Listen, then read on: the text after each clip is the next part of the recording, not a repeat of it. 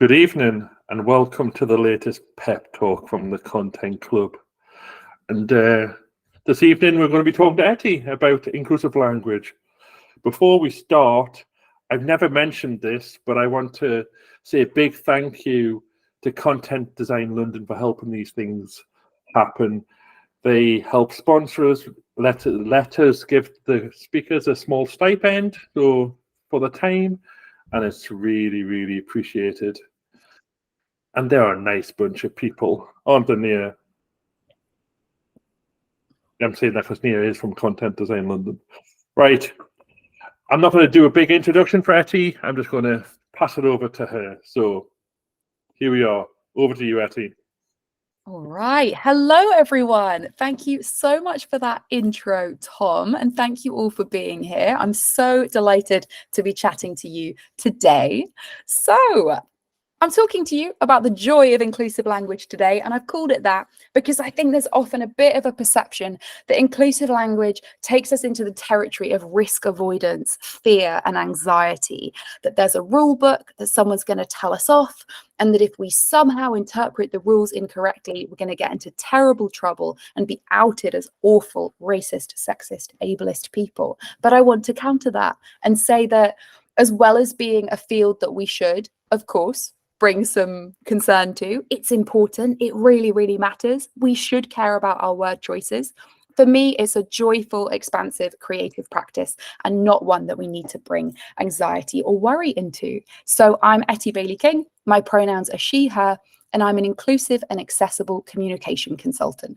There's a picture of me on the screen. I'm a white person with shoulder-length brown hair and a big grin on my face because I was probably thinking about inclusive language when that photo was being taken. So today I'm going to chat to you about three things. Firstly, how I got here, in the sense of how I got through various career choices to be an inclusive and accessible content specialist. And then I'm going to chat about what we mean by inclusive language, like why it actually matters, what defines it, and then some practical tips. And many of these will be things that you're already all doing in your content design practices. And a few of them might be things that you are doing, but maybe haven't thought consciously about. And maybe one or two of them are even brand new things that you haven't done at all.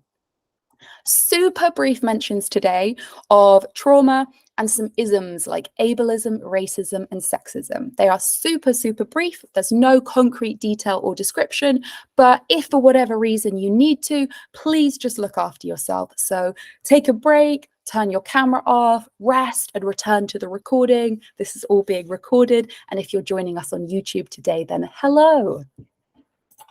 So how I got here, my career. So a question for all of you joining us live. I want to see your answers in the chat. Severus Snape, villain or hero? If you know the Harry Potter universe, is Snape a goodie or a baddie? And I will be following the strict binary rules of good or bad, nothing in between for this question. I would love to know, what do you think? And we've got an image on screen of the amazing Alan Rickman looking very severe as Snape in black gowns with a scowl on his face.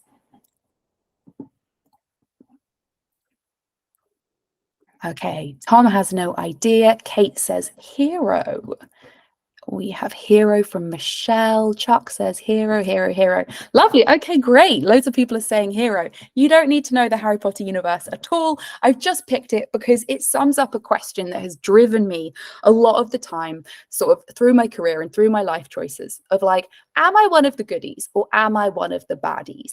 Am I increasing equity and justice in the world? Am I on the side of liberation or am I maybe on the side of evil? And when you see some of the jobs that I've done, you might understand why I've been asking myself that question over the years. Because growing up, I was absolutely obsessed with social justice. So we've got a poster on screen. It's yellow text on a red background saying, do you want a future of decency, equality, and real social justice? And my whole life, I burned with these questions, and the answer was yes, yes, yes. And my life was structured around activism, volunteering, campaigning, everything from like climate change, anti-racism, you name it.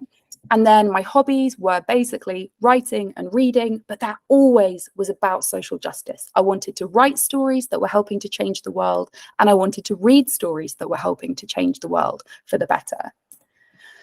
So given all of that activism, it is a little bit surprising that in some of my jobs out of university about 12 years ago, I should find myself working as a debating coach at Eton College. We have a picture of it on screen. If it looks more like a castle than a school, that's because it is more like a castle than a school. It's a very, very elite school for the children of super rich people.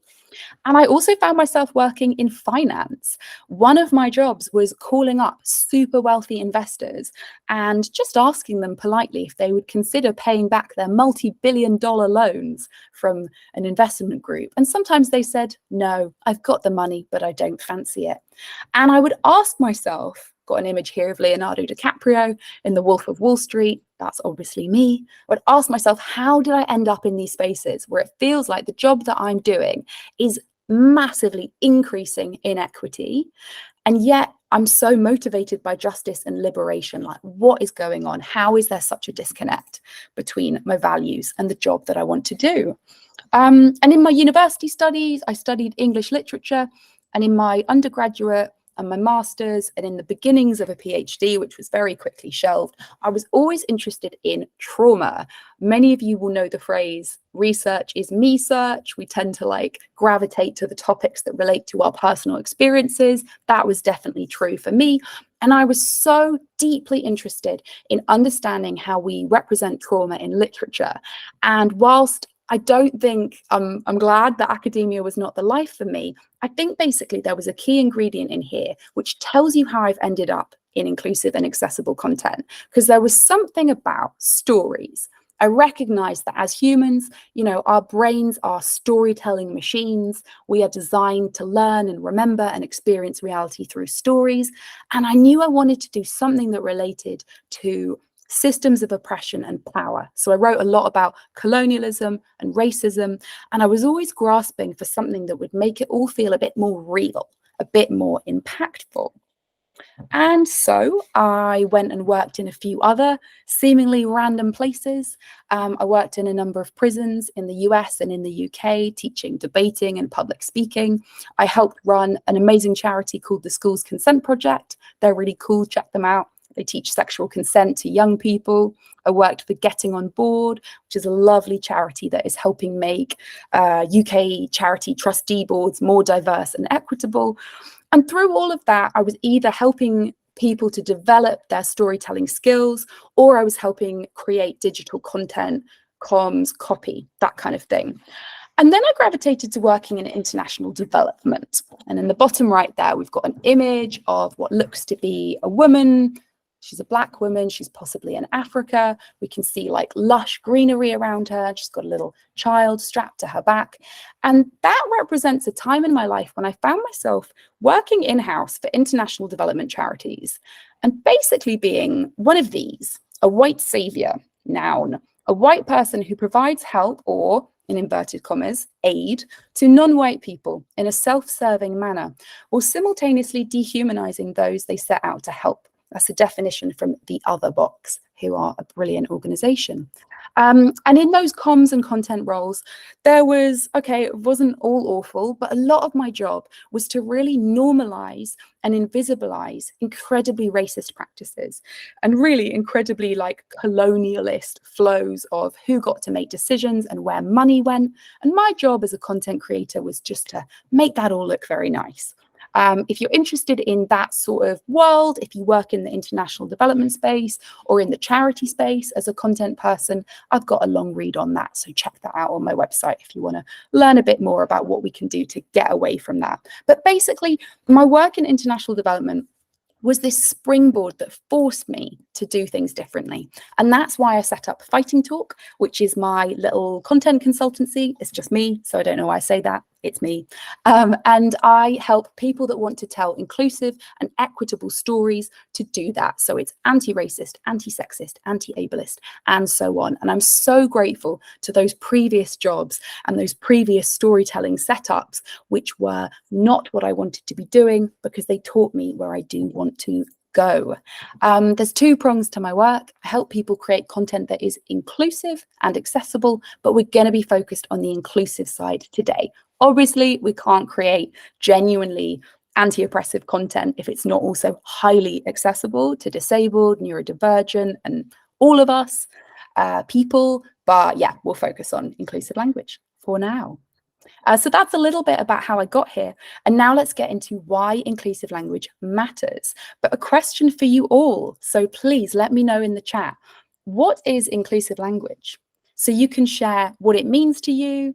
You can share what you think of, what comes to mind when I say the words inclusive or inclusive language. You could maybe share how it makes you feel. Let me know in the chat.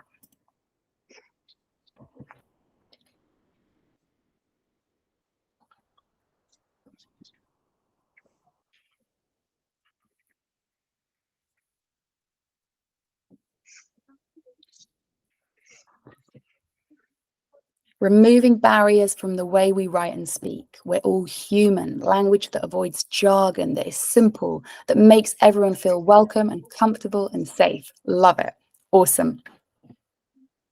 Beautiful.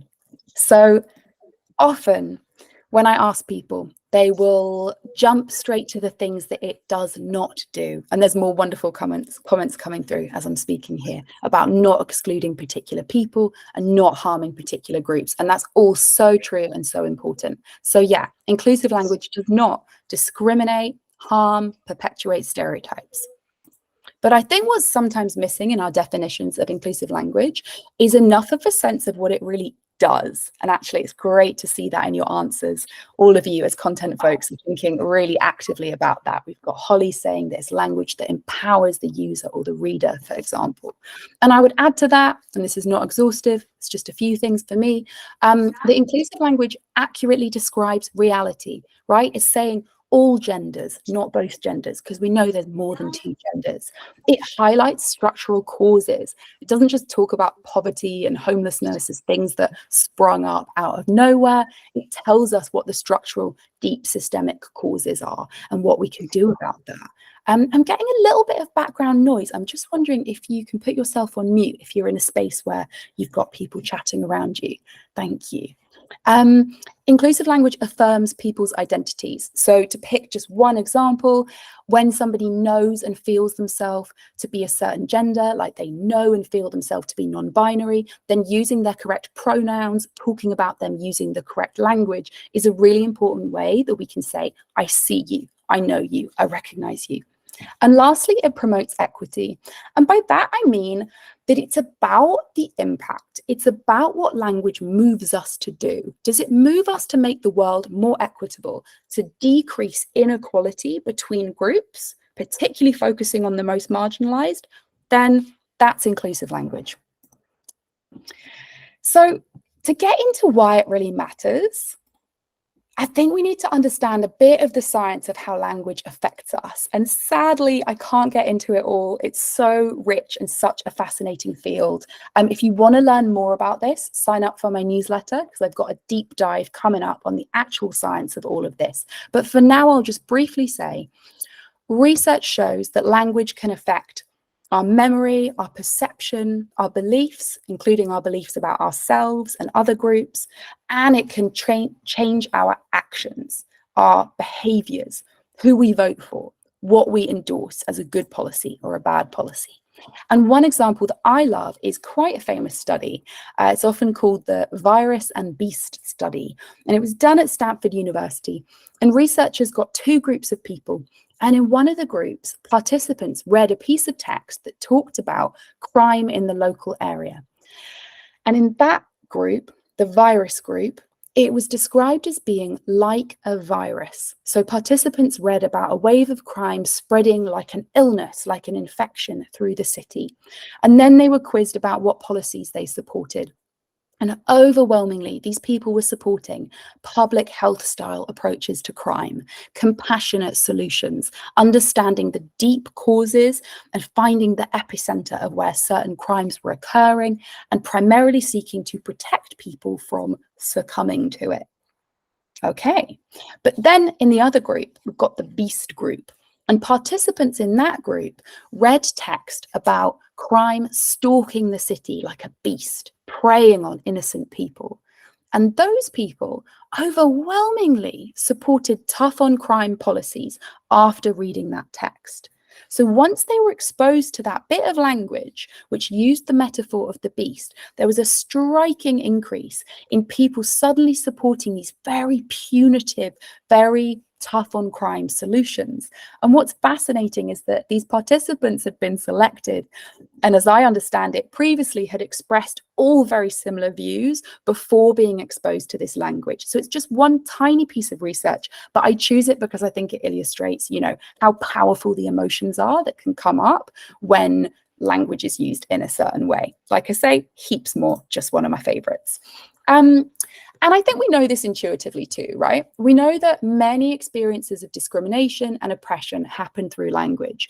If you've ever had somebody make a really harmful joke in front of you, if you've ever been called a slur term, if you've ever heard a boss sort of giving you a compliment, and when you thought about the compliment, you were like, oh, actually not sure about what they're saying here. I'm thinking about the boss who told me I was really good at maths for a girl.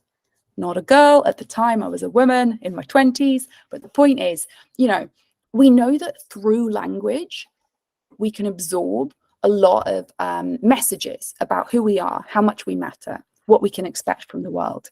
And I want to quote the professor and sociolinguist Lal Ziman. I love this quote so much.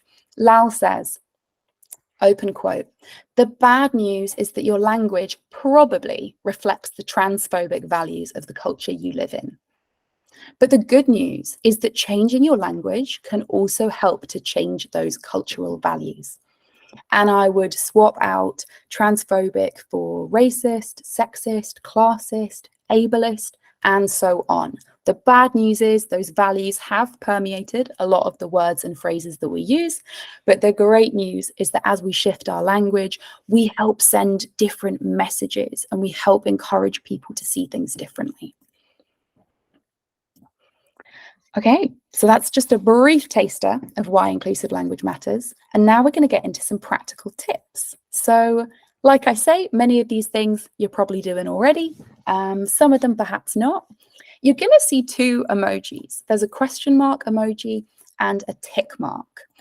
And when you see the question mark, it doesn't mean that you must like never use these words and they're awful and terrible and I'm saying that they're banned forever, but it does indicate that these terms are questioned and they're questioned by relevant groups. So if it's a word about racism, then the question mark indicates that people who experience racism are encouraging us to question that phrase and maybe not use it. And if you see the tick mark, it's a supported term. And again, it's supported by people with the most relevant experience. It doesn't mean it's perfect in all situations. All of this stuff is going to differ depending on the types of content you create, the sectors you're working in, the clients, the relationship between the user and the, you know, like the context in which someone is consuming this content. But broadly speaking, questioned, supported. So incredibly obvious, but I'll say it anyway. We don't all agree. Like when we're talking about all the people in the world who are not white, which is around 85% of the population. Thank you, Rosemary Campbell-Stevens, for inventing that second phrase, people of the global majority, which speaks to that percentage that I just mentioned. If we're talking about that 85%-ish of the world, do we say people of color, people of the global majority, racially minoritized people, racialized people? Share any others in the chat if you've got any that you'd like to bring into the mix there that you think are examples of supported phrases. The point I'm making here is that there is not one perfect word, and some of these are really useful in the right situation, but they won't be appropriate everywhere. People of the global majority is super widely supported in kind of just more anti-oppressive spaces where everyone knows what it means. But if you say that without any context, someone who doesn't know that phrase is going to be like, people of the majority what? If you don't know that it refers to race, there's genuinely going to be some possible confusion. And Denise adds, people from racialized communities. Yeah, Great one. And then again, there's debate on that, right? Because I would say I'm a white person. I am racialized as white. Like white is a racial identity. So we could say, can we get even more specific? Maybe that's not putting the emphasis enough on racism.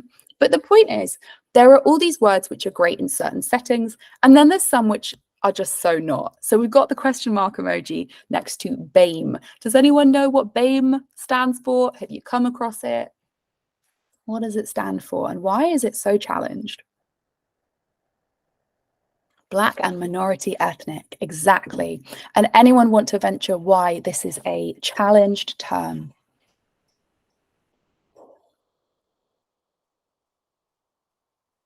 So when else do we just sort of pull out like random constituents of a group? You know, when do we generalize and say Baptist and all other Christian people, or something, something, and everybody else? So yeah, as Dawn says, it's like really homogenizing, it's presenting people as a monolith, but actually we can say the same thing about people of color, arguably, right? Arguably, that is also homogenizing, but it really, really matters. So as Chuck has pointed out, it's like conflating people into just two categories. So it's just highly inaccurate, but also there's just something relevant here about who supports the term, right? If people from the relevant communities are saying, we do not like this term, it does not represent us, that is so much more important than any specific details of like the exact words in the group. So another example, over 90% of autistic people in the UK use identity first language. So identity first language looks like she's autistic, not she has autism, or I'm disabled, not I have disabilities. That tells us a lot, but it still doesn't tell us what everybody wants and how everybody wants to be referred to. So it's really valuable when we know that more than 90% of autistic people, to pick one example, use language that way, but there's still just going to be people that don't perfectly fit into those groupings. So that's why it's so important to remember that not everybody agrees, and that's okay. It's not like a fault in the system. Again, I've got a long read on this. So if you head to my website, I've got free resources about like the language of disability, where it comes from, what the significance is of these different approaches, but I won't get into those today. I'll just say we don't all agree, and that's okay. So there's rarely one right word for any issue or identity. Instead of one right word, there are many possible words, and we're looking for the words which are chosen by the most affected people, the people who live with those systems of oppression, and words which are specific and accurate, because we want them to move relevant people to make helpful decisions, right? If policymakers are going to be reading this report, if healthcare providers are going to be using this language on their forms, we want it to accurately place the blame where it belongs and not, for example, blame people for the oppression which they experience. So here's just a few examples of what we might want to be doing in practice. So again, I bet loads of you are doing this in your content already. So some of the time, we just don't need to define people. Like we don't need to say like, hey, are you this identity? We can invite people to take action, or we can address them without defining them in any particular term. If the terms are very contested, we can just say we, you, we can focus on whatever the most relevant action is in the content that we're creating. Some of the time, we want to mirror people's language. And that's not just because it tells us what the supported terms are, it's because it's so affirming. So in some cases, like for me as a queer woman, I find it really affirming and joyful and celebratory when I read content like this. Explore what's happening in your queer community. That's from Lex, the queer dating app. But a note of caution, because why slur terms? So there is a rich history of minoritized and marginalized communities reclaiming slur terms. So queer is a good example of one. I'm sure you can think of other really harmful terms around race and disability and gender.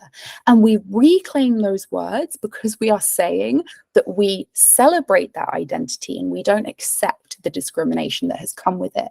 But we obviously want to exercise caution if we're assuming that mirroring people's language is like always an inclusive thing to do. Not always. Another recommendation is to quote people but to quote people very, very precisely. So the example I've given on screen is the difference between deaf with a lowercase d and deaf with a capital D. They're very different identities. They can refer to completely different physical experiences. Deaf with a capital D has huge political and cultural significance. I'm not going to go into it all now because we'd need the entire session to talk about it, but that's just a reminder that when we're quoting people, that precision really matters, because a single capital letter, a single word choice in how somebody self-defines can be the difference between two completely different communities. Be specific. Okay, you work in content. You know this already, right? This is like the pillar of good copywriting. It's the pillar of like good workable UX. It has to be specific. Like, where am I going with this? Well, I want us to think about umbrella terms. So umbrella terms are words like people of color or LGBTQIA plus people. They're big groupings which contain multitudes within them. And we want to exercise some caution in our content, because if you're genuinely talking about all LGBTQIA plus people, of course you can say that. That's absolutely fine.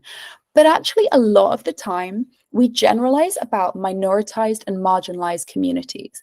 It is really common, particularly in newspaper articles, although that's kind of just where the research focuses because that's where the data is.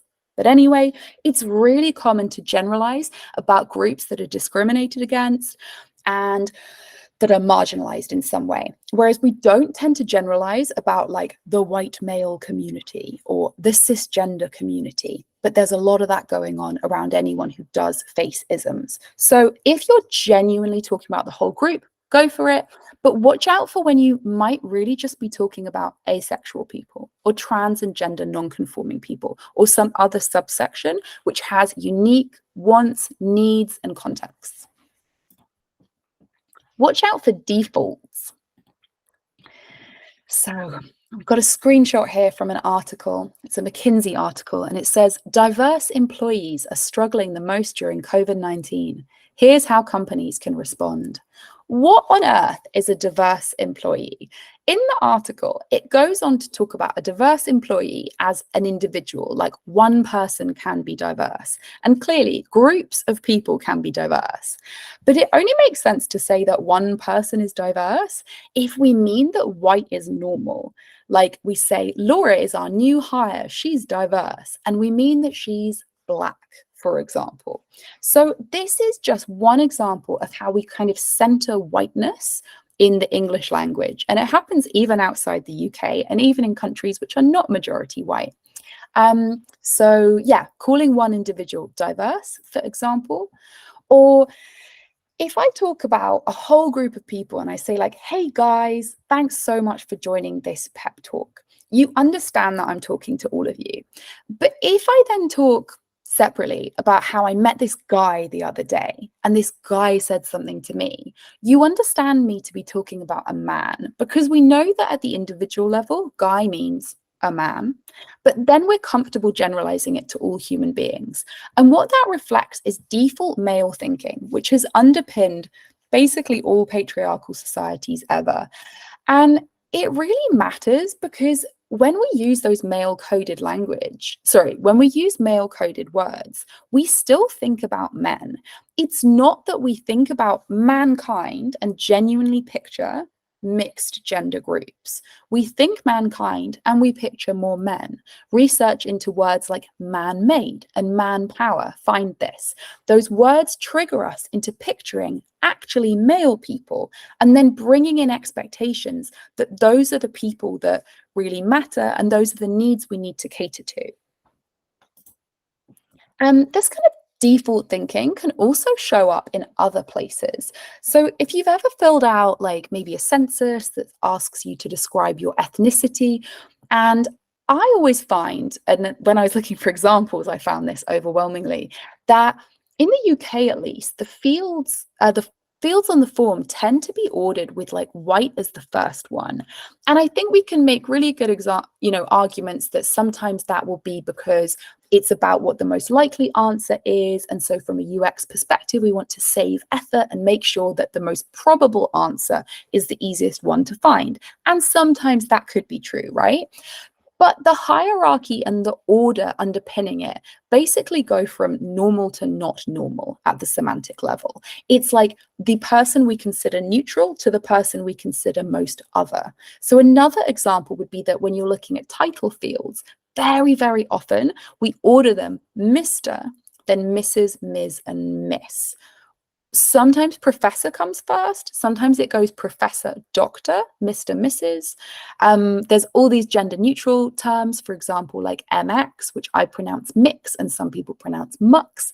And again, we find these hierarchies showing up in how we present it. It's not to say that we can't be ordering stuff by probability and like by the likelihood that somebody might answer something, but watch out for that kind of baked in assumption that this is a more normal type of human being than another. So a person walks into a room. Who do you picture? Let me know in the chat. Who comes to mind? What do you see when I just say a person walks into a room?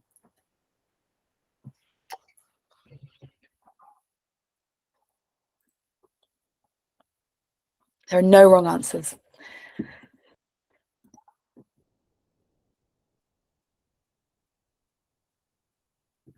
Michelle says somebody like me. Denise says somebody like me. Okay, interesting. Oh, that's really fascinating. Jen sees the milk tray man. Okay, really, really interesting. So there's a professor called Scott Kiesling in the US, and his research focuses a lot on the way that we respond. Actually, a lot of his research focuses on the word dude. Side note, loads of amazing research on one word, dude. But some of it is about who we picture when we imagine an unmarked person.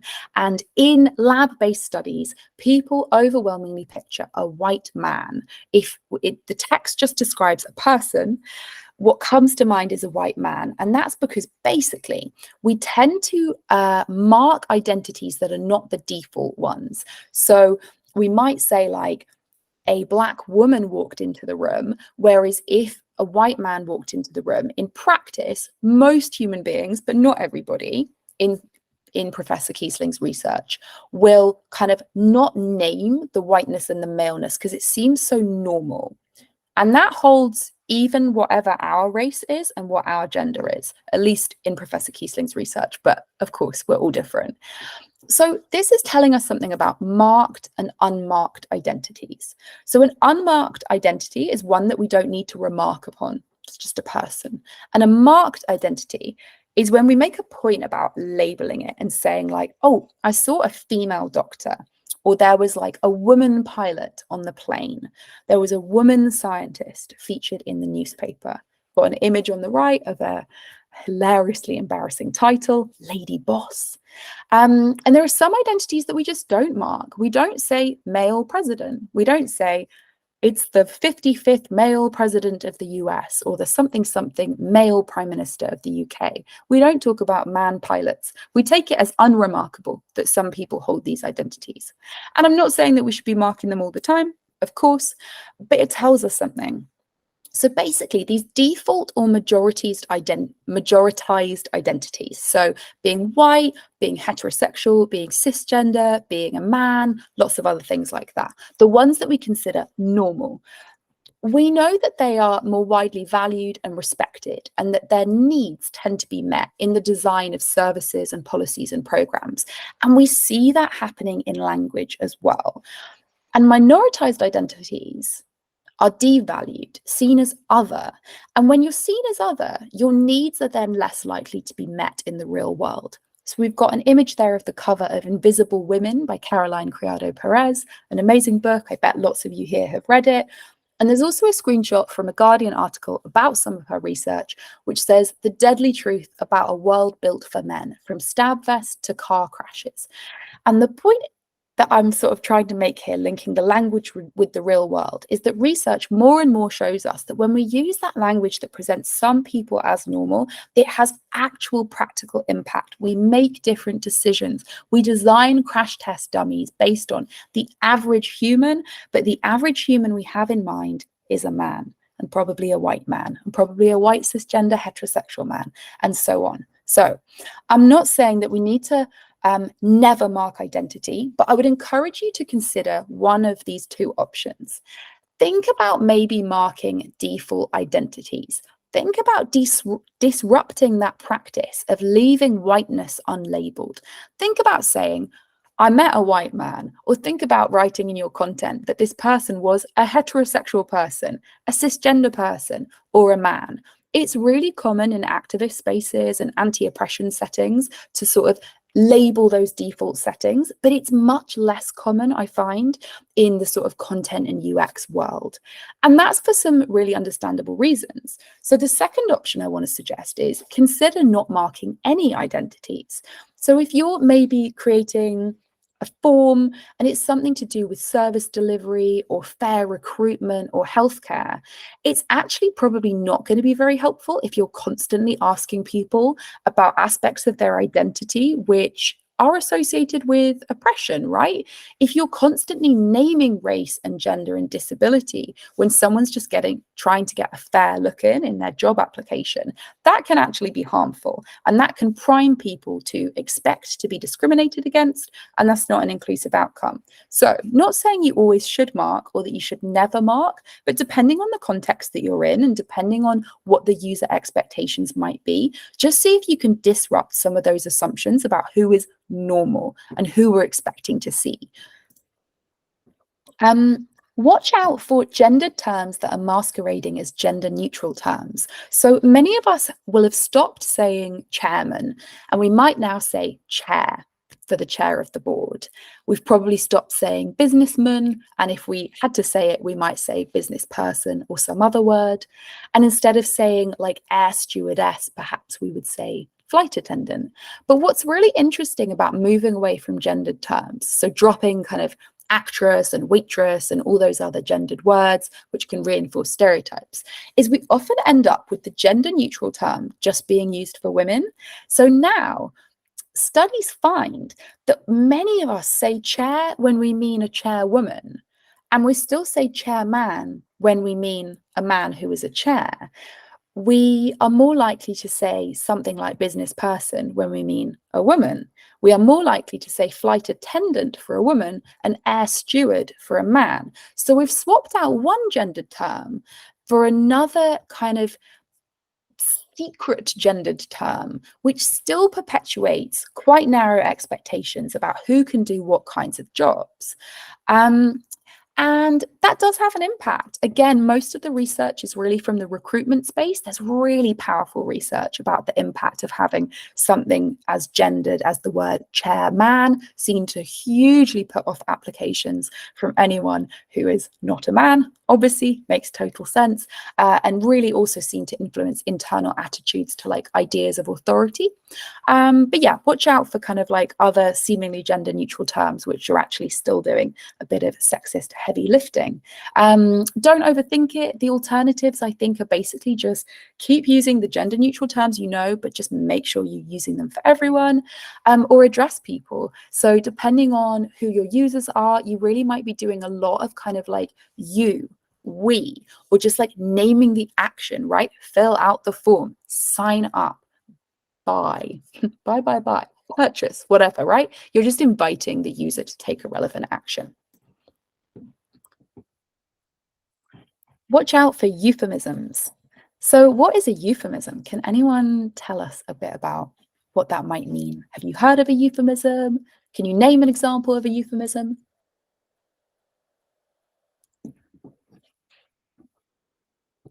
I'm going to offer my own little definition of a euphemism.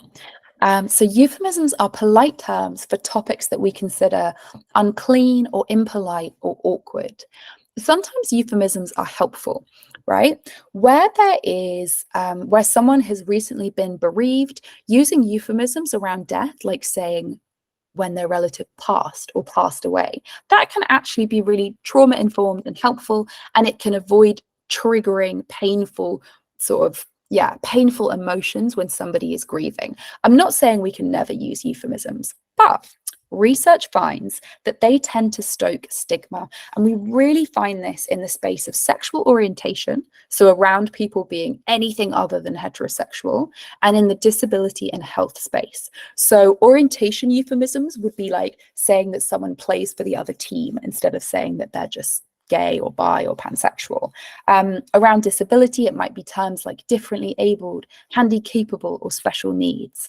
And actually, we just have really good, clear, affirmative language already. We have I'm disabled, which is overwhelmingly the language that disabled people in the UK use, or you have she has a disability. And some people in the UK also use that style of language. So just watch out for when euphemisms might be showing up.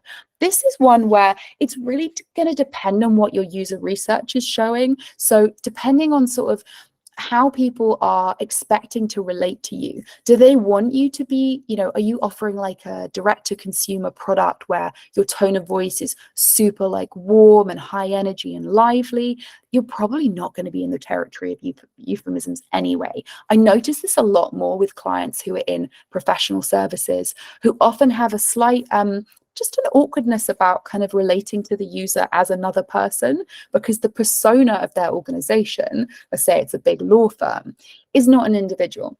It's a sort of entity. It's like we, the grand authoritative law firm, are giving you instructions on what to do if this healthcare situation arises for you. So I find that shows up more. Again, not saying that it always does, but it's just one to watch out for. So where you feel euphemisms cropping up, ask yourself, is there a clearer, more specific, more everyday way that we can express this term or this idea? Be factual. And by this one, I mean just avoid like morally loaded or judgmental language. So many of us were probably taught to use this quite ableist language around being a wheelchair user. I remember this being like a standard term that people would say that somebody was confined to a wheelchair. And it's just wild, because any of my friends who are wheelchair users always say, like, this is so inaccurate, right? They say, I love my wheelchair. I feel liberated by my wheelchair. It just doesn't make sense. This is so obviously a term that was invented by someone who is not a wheelchair user. So the sort of neutral and accurate language here would be like, Ash uses a wheelchair or is a wheelchair user. That's again just bringing us back to that point, which I'm sure as content professionals we are constantly thinking about, which is like, what do our users actually say? What are they like really using in the real world? And if it's appropriate for us to mirror it, which it almost always is if it's not a slur term, then use that normal, standard, everyday language. We see it so much in health and disability spaces. So I still see health content that uses language like afflicted with Parkinson's instead of has, or suffered a stroke. It's much more accurate to say that somebody had or survived a stroke. We're not saying that it was a wonderful experience to have that stroke, but it's just simply more accurate to describe it as something that somebody experienced, because then we're not assuming how Ron's experience of his stroke went. It's also pretty inappropriate to talk about people suffering unless we're literally writing about unmanaged pain in a clinical setting, in which case free pass, you can talk about suffering. But the rest of the time, again, the research shows that this language of suffering really reinforces perceptions of disabled people as being less capable. It reinforces people's perceptions that people with chronic illness are unsuited for employment. It has real world impact. So stick with that standard, everyday, non-judgmental language if you possibly can, because it can, I was about to say it will, it's a bit strong, but it can shift people's actions and perceptions. Don't assume gender. Well, I'm certain you're not doing it already, but here's a nice example of how not to assume gender or sexual orientation. So this is some copy from Lemonade's website, and it's a policy question about who will be covered by insurance. The question is, who else lives in your home? Is it just me, my partner and kids, my kids, or other? And I think it's a lovely example of not assuming the gender of the other person involved, right? If we know the user's gender, perhaps they've had to fill that out already. We haven't assumed that they've got like a husband or a boyfriend. That would be kind of ridiculous. We haven't assumed their sexual orientation. So we haven't like guessed that because this person seems to be a woman that they might live with a man. And it's just so much more useful, right? Because if that person's partner, if their gender is sort of like under review right now, if their pronouns are under review, maybe they are thinking that they might be non-binary, there's something so clean and simple and inclusive about that term, which makes no assumptions about the person behind it. So yes, it's inclusive, but it's also just much clearer, more useful and usable content. And I guess that's what's underpinning all of these inclusive language recommendations. It's just about using words that will engage and speak to and be more useful to your end user. We know this, I'm sure, but I'll say it anyway. So pronouns are not gender. I sometimes see kind of content flows where I'm filling out a form or trying to register for something, and it guesses my gender off the pronoun that I've put down. It thinks I'm a woman because I put she, her. That's not how it works. You can have any pronouns and any genders. Yeah, sometimes they align in predictable ways, but definitely not a one-to-one connection at all. Like I said earlier, there are many genders, and I would just ask, when do we really need to ask someone to define their gender or their pronouns? I'm always staggered when I get asked that in a content flow where I'm just trying to like register for some kind of health setting. There are obviously a few settings in healthcare where you might need to know my biological sex for certain kinds of screening, but I can't personally think of times where they really needed to ask me my pronouns. So a lot of this, you know, everything we're talking about here today, aspects like disability, race, gender, sexual orientation, these are topics that can expose us to real harm in a world that isn't built for our needs. So if we're asking people to disclose that potentially really, you know, hugely sensitive information, we want to be proving that we are like a trusted custodian for that and that it's relevant. Also, I think we just don't want to waste our users' time. So here's a screenshot from the Fortnum and Mason's website. It's so fun when you're choosing where to post your order to. It lets you choose from just like a zillion different titles. They're completely ridiculous. They've got Air Commodore, Brigadier, Commander, Group Captain, Rabbi, Sergeant, Lady, Lord, Mark. I'll stop. My point is, Fortnum and Mason are having some fun here, and they are, you know, a posh food retailer, and they probably are getting orders from people called Lord and Lady and Brigadier. In the real world, sorry, not in the real world, in the more general population, that's not likely to be a particularly strong user need. And the title field, I'd love to know what you all think, but personally, I think most of the time it's unnecessary. So do we actually have to ask people to give that information, which is creating a point of possible friction, where if somebody revises their pronouns or their gender identity, they're going to have to come back and change it? Seems like we might just be creating a lot of work for people. Yes, we have gender neutral titles like mix, but if we possibly can, I would say let's just not be asking for it. Pretty unnecessary a lot of the time. But if you have to ask, like I mentioned, particularly in some healthcare settings, you actually do need to ask like pretty sensitive questions, like maybe around biological sex, then explain why you're asking, right? If you have to know that information so that you know what service to refer somebody to so you can better support them, then say that. I've copied some text from the 2019 census and I've slightly adjusted the wording because I thought it could be a little bit better. But the language was, why we ask this question. Your answer helps your local community by allowing charities, organizations, and local and central government to understand what services people might need. This information is used to monitor, and actually I'll stop reading everything out. My point is, it's saying why. It's not just asking for people's most intimate and personal information for no reason. So I'm going to pause there. I'll just refer you to my website, which is fightingtalk.uk. I've got heaps of free resources on inclusive language and accessibility. And I've also got a newsletter, which you can sign up for. And if you sign up there, again, you'll get heaps of updates on topics related to inclusive language and accessibility. So thank you so much. I'll stop. We can go to questions. That was great. Thank you.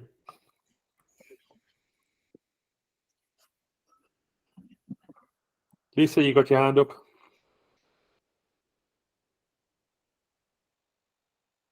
Oh.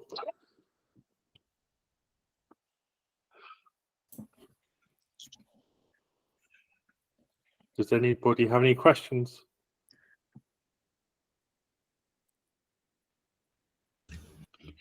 Yeah, I'll ask a question. Thanks so much, Ettie. Really appreciated it.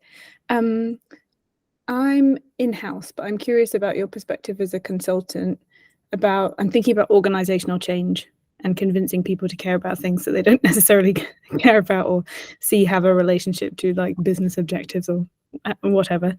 I'm wondering in your work if you have a sense of the kind of context that nudge an organization to care about this kind of thing, like what's the catalyst, and also perhaps any ideas or strategies you have around getting over the like frequent road bumps that you encounter when you are starting the conversation. Brilliant. Yeah, great question. I'm chuckling because before we went on, I was like, do you know what people are definitely going to ask? They're definitely going to ask this one question. And lo and behold, yeah, so what has surprised me over the years is I always thought the most motivated clients, the ones who were super committed to inclusive language, would be the ones that were approaching it from like a justice and equity perspective. They would be like, just because anti-racism is key to who we are, let's use anti-racist language. And to my surprise, the ones that often make the most sustainable and impactful changes are motivated by what I would have previously judged as being a bit self-interested motivations. So like profit, wanting to get return customers, wanting to be seen as just like a reputable, legitimate organization in their field. And there's loads of research which I can send your way about inclusive language and like customer trust, customer loyalty, repeat customers, and all of that. And I've been so surprised to see that sort of like business case really taking off, because I was very skeptical and I thought we're not going to do the hard work of really interrogating our values if we're only in it for the money. But kind of astonishingly, I have seen that those are some of the organizations where the most change happens and people seem to be really invested in it. So I'm changing my tune and I'm now saying that actually I think I might be almost encouraging people to go in with the business case and say, hey, like, we just want to make sure that there are no points of friction in our user experience for our users. And because more and more users are trans and gender non-conforming and gender expansive, or because, you know, we've got a more global and diverse and interconnected audience, sort of approaching it just through that business lens. Because I do find the road bumps, as you asked, are fear, massively fear. It's this terror of getting things wrong and then getting cancelled. And so if it's been sort of de-risked a little bit, as this is just a standard thing that we're doing to make our content just like literally appeal to and make sense to more users, that can help dilute a bit of the terror, because often people feel like they're not experts in anti-oppression, and if they try and go into inclusive language, it's like they're stepping into this whole activist mindset that they don't have. But actually, I would just say it is about making your content fit for a sort of broader and broader user base. Yeah. Thank you.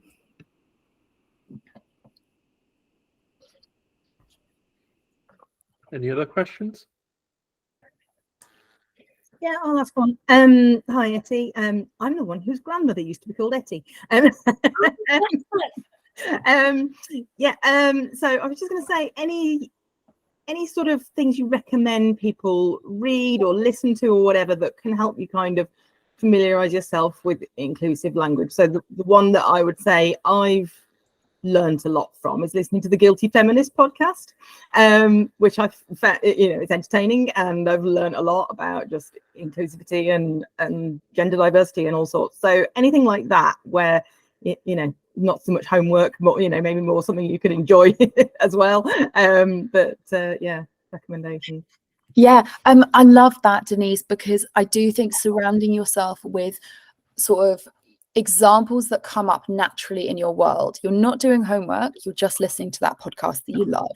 You're not studying, you're just scrolling on Instagram and following your favorite influencers. I find that's really helpful.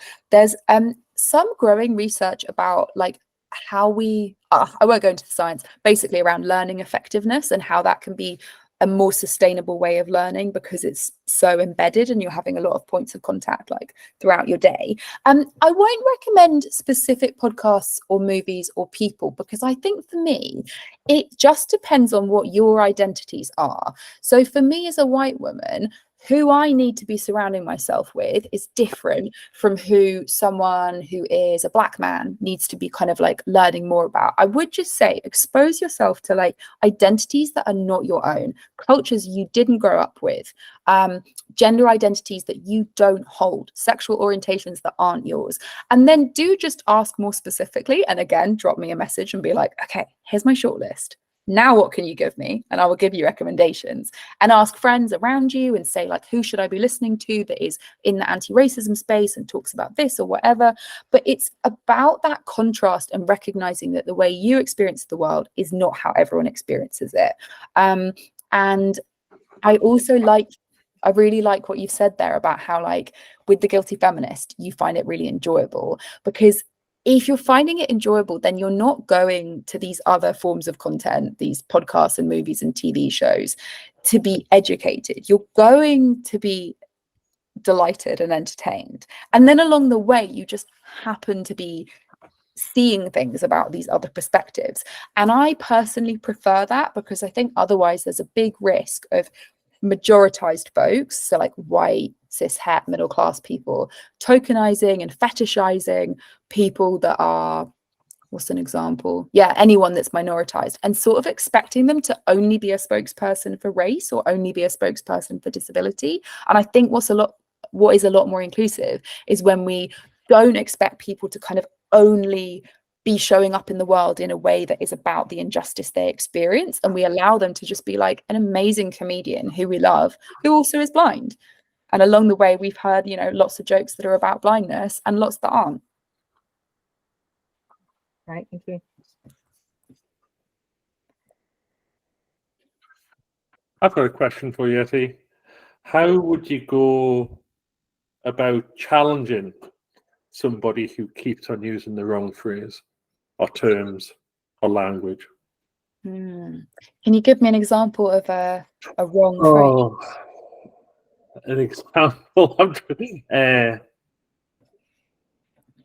Around 18 months ago on a work Slack, we were talking about pregnant people, and somebody said, well, of course it's going to be a bloody woman. How would you go about challenging that?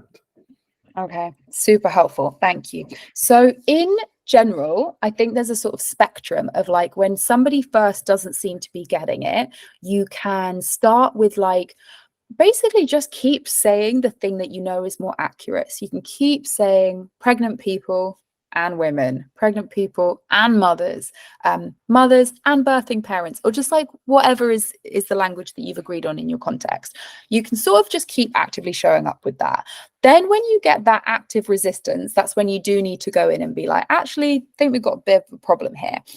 In that particular example, because they've said, of course, I would probably personally share with them some stories of people, like somebody like Jacob Stocko. I'm just putting them in the chat.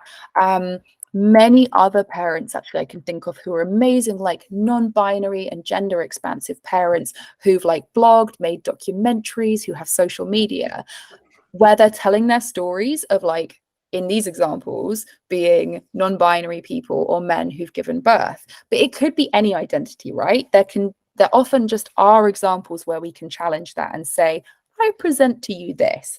It would be totally up to you, obviously.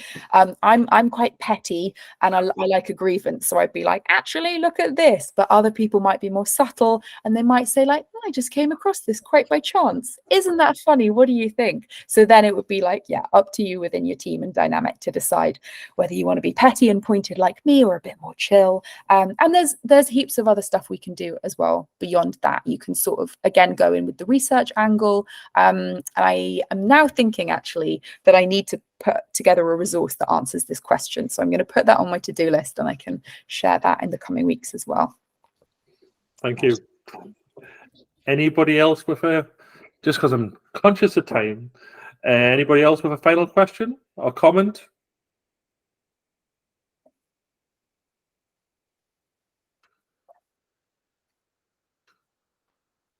Mm-hmm. There's just been a great comment in the chat about the power of saying, what do you mean? Totally. Statement. So powerful. I love going, I don't get it. Can you explain the joke? Why is that funny? So yeah, some kind of open question, just being like, can be, yeah, incredibly powerful. Well, that's been amazing, Ettie. Thank you very much. Thank We you. enjoyed that. And I'm so guilty of guying. I need to stop doing that. But I have to say, when anybody says dude, it makes me sick. So it's 50-50. Brilliant. All right. Thank you so much. Thank you for joining me. This was great. Thanks for your wonderful questions too. Thank you, people.